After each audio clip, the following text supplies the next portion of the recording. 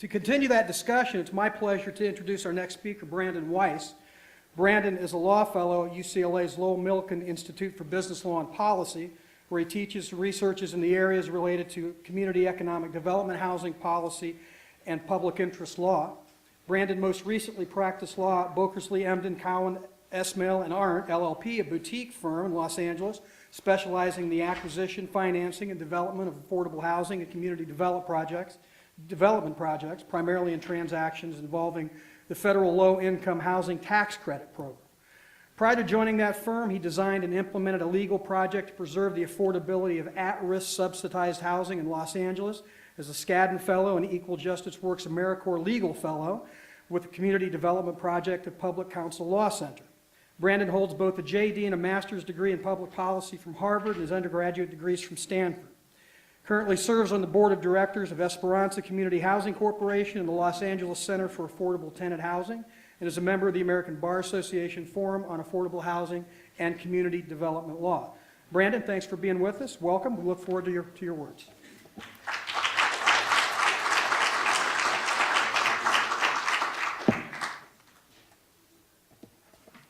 All right. Thank you so much for having me here today. When I look at who else is on the program and who's in the room, it really is humbling and an honor to be here amongst you, and I'm very excited both to share my remarks but also to learn from you all.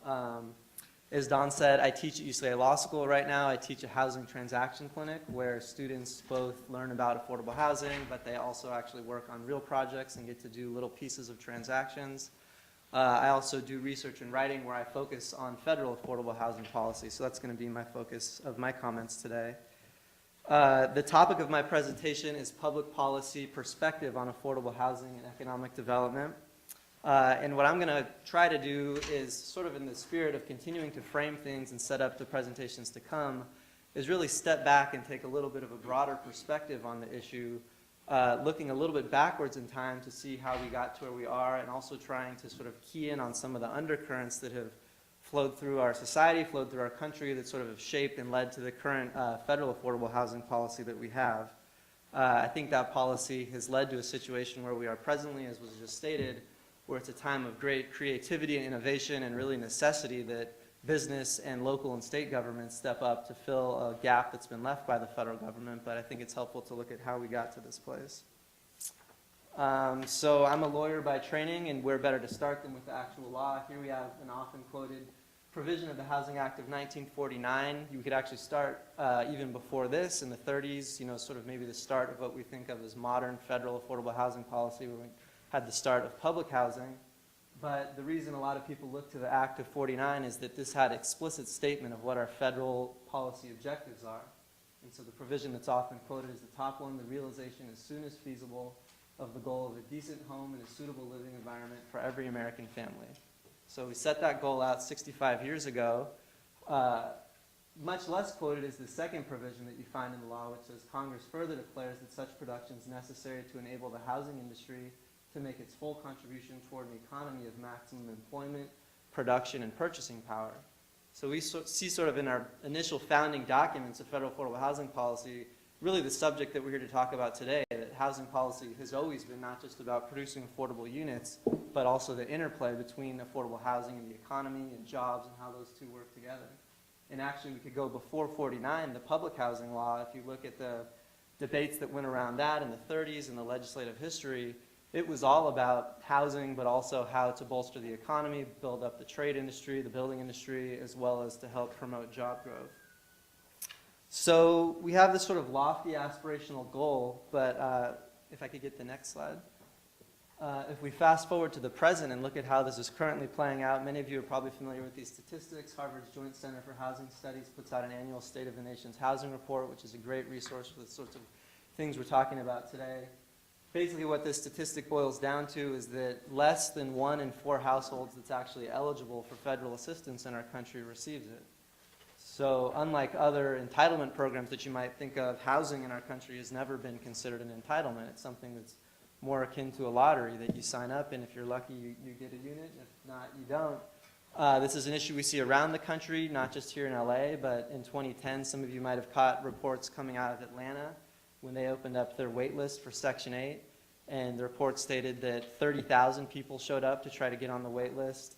I think something on the order of 12,000 applications were handed out for what were 455 vouchers that the Housing Authority had, none of which were presently available. This was just to get a spot on the wait list. So, and that's not an uncommon story. We hear this all around the country. So that leads to this kind of disconnect. 65 years ago, we have this aspirational goal. Today, there's this great need that's not being met. And I guess the question is, why is this the case? Why have we failed to do this? And thanks, you're one slide ahead of me. So I think it's helpful to look at sort of the political divide and some of the philosophical differences that run pretty deeply through our country. And on one extreme, you've got people like the people that might be called the right to housing folks, who think that housing is a fundamental right. Increasingly, they're drawing on human rights framework and trying to argue that housing is a fundamental human right. People in this camp are increasingly, though, I think, moving to other types of arguments, too. So if you want to get rid of the touchy-feely stuff and not talk about human rights, providing affordable housing just makes economic sense. And this is taken from great work that's being done by United Way and their Home for Good campaign. And essentially what this chart shows, they commissioned researchers, unfortunately at USC, I guess that's all that was available, to follow 4 chronically homeless individuals throughout Los Angeles 2 years prior to being placed in permanent supportive housing and 2 years following being placed in permanent supportive housing. And they looked at the total public service costs that were expended to support those individuals. And what you can see is they found across a variety of factors it was significantly cheaper to have people housed and pay for that up front as opposed to paying for substance abuse costs, physical health costs. Mental health costs actually increased because this was supportive service housing, so there was service-enriched housing that increased those costs. Having people cycle through the criminal justice system, even housing costs came down, moving people out of transitional shelters.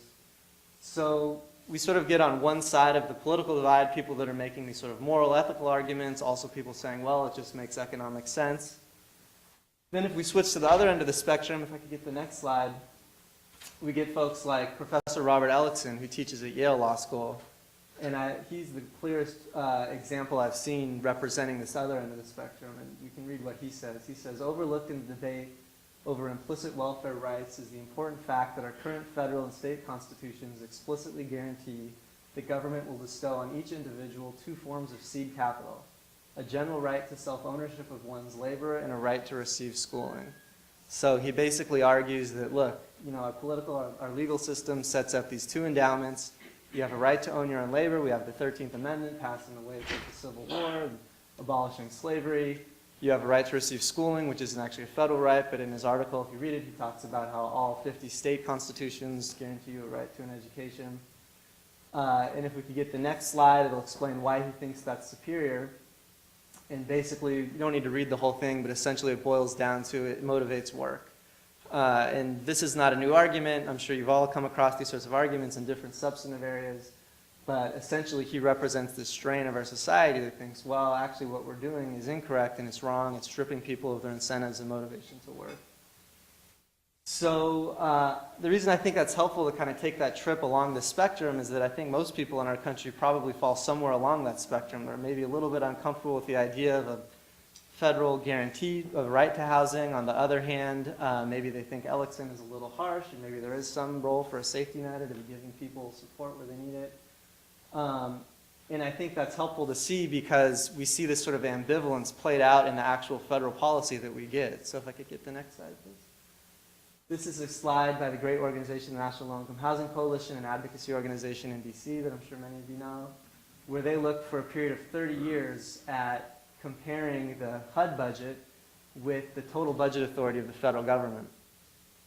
And what you'll see that they find here is essentially, this is in inflation-adjusted dollars, keyed to, I think, 2002, starting in the mid-70s, going to 2007. And you can see that HUD's budget has basically been stagnant or declined, where the federal government has grown from, say, 1.2 or so trillion dollars up to almost $2.5 trillion. So I think this is sort of a picture that shows some of the ambivalence that we see in the sort of political undercurrents. Even with respect to our housing subsidies, this is also put out by the National Low Income Housing Coalition, they're not distributed evenly. So this is a chart that shows not just housing outlays or money run through the federal budget, but also tax expenditures. And what they did here, this is 2002 data, they sliced it into income quintiles. So they took the population and separated them into people making the bottom 20% all the way up to the top 20%. And what you see is the amount of housing subsidies flowing towards the top 20% dwarfs any of the other categories, including the bottom, largely because of the tax expenditures there and the home mortgage interest deduction, where you can see at the bottom quintile, it's mostly our housing outlays and the types of programs we run through HUD. So, not to bore you with all the details down here, but one of the sort of key statistics is in the percent column. You can see 17.8% of our total housing subsidy flows to the bottom 20% in our country, where 62.5% flows to the top 20% in our country. So again, sort of a depiction of maybe some of our political preferences or what we've chosen to do and our ambivalence about subsidizing low-income households.